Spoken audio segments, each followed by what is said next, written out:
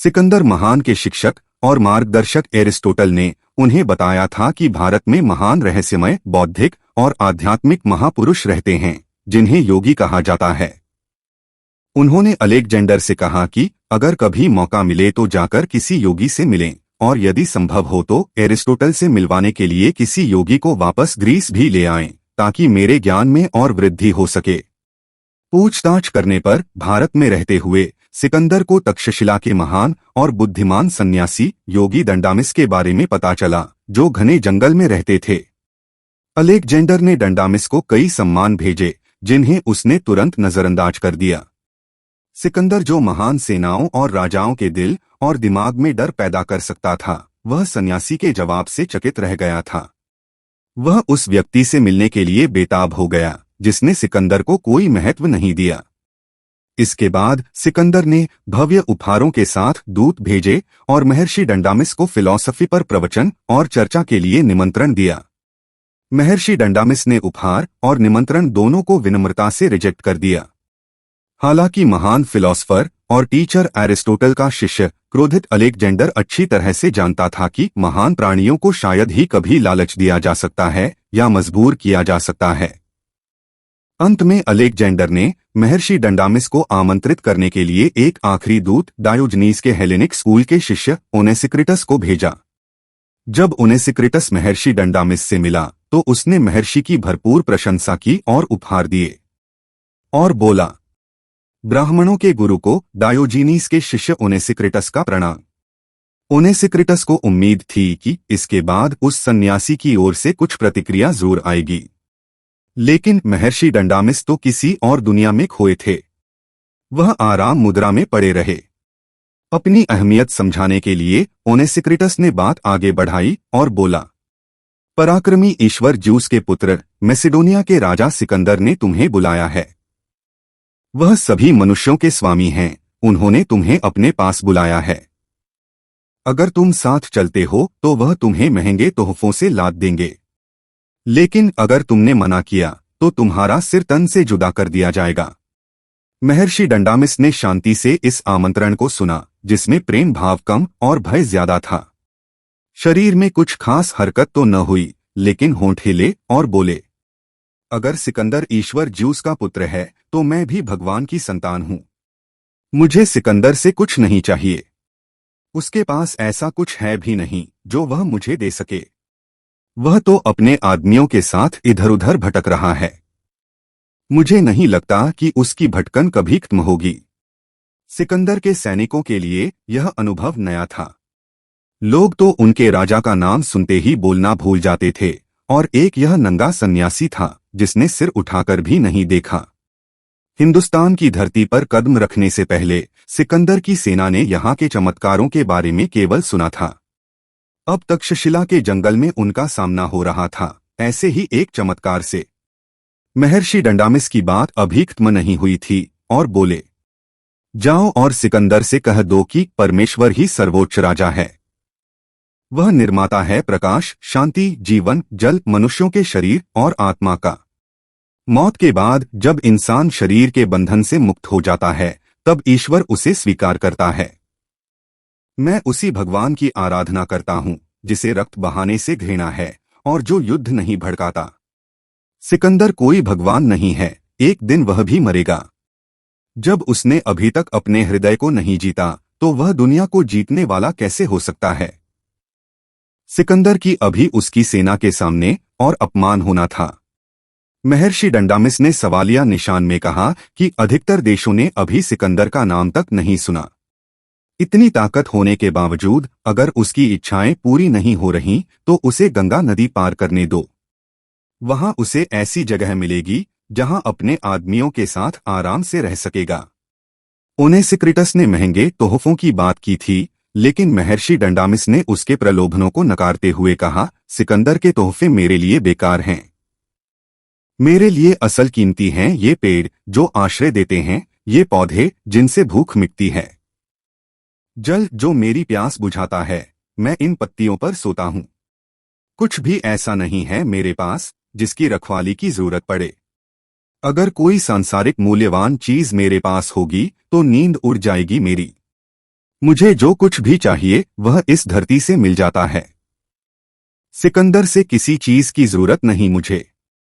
जाओ कह दो उससे। सैनिकों के साथ लौट रहे ओनेसिक्रिटस की चाल में अब वह अकड़ नहीं थी जो सन्यासी के पास आते समय थी। विश्व विजय के लिए निकली सेना की पहली हार थी, वह भी बिना लड़े। ग्रीक इतिहासकारों ने महर्षि डंडामिस और सिकंदर से जुड़ा यह वाकया दर्ज किया है। एरियन, डियोडोरस, प्लूटार्क और स्ट्रैबो ने जो लिखा उससे पता चलता है कि भारत की जमीन पर जब एक विश्व विजेता और सन्यासी आमने सामने आए तो क्या हुआ। पहले तो सिकंदर भड़क उठा। एक फक्कड़ की इतनी हिम्मत जो उसका कहाँ टाल दे। क्रोध से उसका चेहरा तमतमा उठा, लेकिन मन में दबी एक इच्छा भी थी कि ऐसे शख्स से एक मुलाकात करनी चाहिए। फिर से लाव लश्कर चल पड़ा जंगल की ओर, इस बार पहले से भी बड़ा। महर्षि डंडामिस अपनी प्रिय जगह पर मौजूद थे। पिछले अनुभव से सीख लेते हुए इस बार सैनिकों को थोड़ा और पहले रोक दिया गया ताकि राजा और सन्यासी के बीच का संवाद उन तक न पहुंच पाए। क्या भरोसा इस बार ऋषि डंडामिस क्या सुना दें। और बोला, तुम जानते हो मैं कौन हूं। महर्षि बोले, मुझे लगता है कि तुम खुद नहीं जानते कि तुम कौन हो। इस पहले ही वाक्य ने सिकंदर के आत्मविश्वास को हिलाकर रख दिया। उसे बहुत गहरे तक अपमान का एहसास हुआ। नियंत्रण हट गया उसका अपने पर से। तलवार खींच ली उसने और लहराते हुए सन्यासी की गर्दन के पास लाकर टिका दी और बोला, मैं सिकंदर हूं, दुनिया को जीतने वाला। तुम मेरी धरती पर मौजूद हूं। मेरी बात मानो वरना यहीं तुम्हारा वध कर दूंगा। सिकंदर इतनी जोर से चीखा कि यह भूल गया उसने ही अपने सैनिकों को दूर खड़ा किया है ताकि बातचीत का भेद खुल न पाए। लेकिन इस तलवारबाजी और चीख चिल्लाहट का कोई असर न हुआ महर्षि डंडामिस पर। वह तो खिलखिलाकर हंस पड़े और बोले, मार डालो, मैं मौत से नहीं डरता। तुम मेरा सिर काट सकते हो, आत्मा को थोड़ी न मार पाओगे। मेरा शरीर किसी कपड़े की तरह भूमि पर गिर जाएगा, लेकिन मेरी आत्मा तो भगवान के पास चली जाएगी। राजा, तुमसे पहले बहुत आए थे जिन्होंने इस धरती पर दावा जताया, और तुम्हारे बाद भी बहुत आएंगे दावा जताने। यह सारी सृष्टि उसकी है, उस ईश्वर की।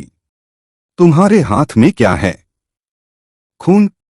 इस जमीन पर तुम्हारा दावा बस कुछ वक्त के लिए है, अस्थायी है, लेकिन इसे जीतने के लिए तुमने अपनी आत्मा पर जो खरोंच मारी है वह नहीं जाने वाली। सिकंदर ने जितना नाम कमाया था, जितना आभामंडल बना रखा था, उसने अपने चारों तरफ वह सब महर्षि डंडामिस की बातों से ढेर होता जा रहा था। फिर भी उसने एक आखिरी प्रयास किया और बोला, दुनिया मुझे एक महान राजा के रूप में याद करेगी। यह धरती मेरी है, मैंने जीता है इसे। एक बार फिर सिकंदर के अभिमान को चीर देने वाली हंसी सुनाई पड़ी। महर्षि बोले, क्या करोगे इस दुनिया का? तुम्हें तो बस 2 गज जमीन चाहिए घर बनाने के लिए। सिकंदर के पास शब्द नहीं बचे थे, वह हार गया, तलवार झुक गई। वह महर्षि डंडामिस के पैरों के पास बैठ गया। उसे गुरु एरिस्टोटल की बातें याद आने लगीं, जो उन्होंने अपने सबसे प्रिय शिष्य से विश्व विजय के अभियान पर रवाना होने से पहले कही थीं। वहाँ महान आध्यात्मिक और बौद्धिक संत रहते हैं, जंगलों में मिलेंगे, उनके पास जाना। सिकंदर ने अपनी तलवार म्यान में रखी और बहुत देर तक महर्षि डंडामिस के चरणों में बैठा रहा। काफी लंबे प्रवचन के बाद विनम्र सिकंदर ने महर्षि डंडामिस के सामने अपना सिर झुकाया और चला गया। लेकिन महर्षि डंडामिस से बात करने के बाद उसे अब ऐसा नहीं लग रहा था कि उसकी हार हुई है। उसे लग रहा था कि उसने बहुत कुछ हासिल कर लिया है। यह बस एक वाकया है, भारत जीतने आए सिकंदर से जुड़ा। इसी तरह की कई कहानियां इतिहास में दर्ज हैं। एरिस्टोटल ने सिकंदर से कहा था कि आना तो एक सन्यासी को साथ लेते आना। सिकंदर कम से कम इसमें कामयाब रहा। उसके साथ स्वामी कल्याण गए। ग्रीक वासियों ने उन्हें नाम दिया कलानोस। इतिहासकारों ने लिखा है कि जब स्वामी कल्याण ने देह त्याग किया तो वह पूरी मैसिडोनियन सेना के लिए अचरज की बात थी। जलती चिता में वह बिना कोई दर्द का भाव लिए जा बैठे। सिकंदर के लिए उनके पास एक संदेश था कि मैं तुमसे बाद में बेबीलोन में मिलूंगा। इस घटना के 1 साल बाद बेबीलोन में सिकंदर की मौत हो गई। उसकी आखिरी इच्छा थी कि मौत के बाद उसके खाली हाथों को कफन के बाहर लटकाया जाए, ताकि लोग देख सकें कि दुनिया जीतने वाला भी दुनिया से खाली हाथ ही जाता है। यह असर हुआ था भारतीय सन्यासियों का सिकंदर पर।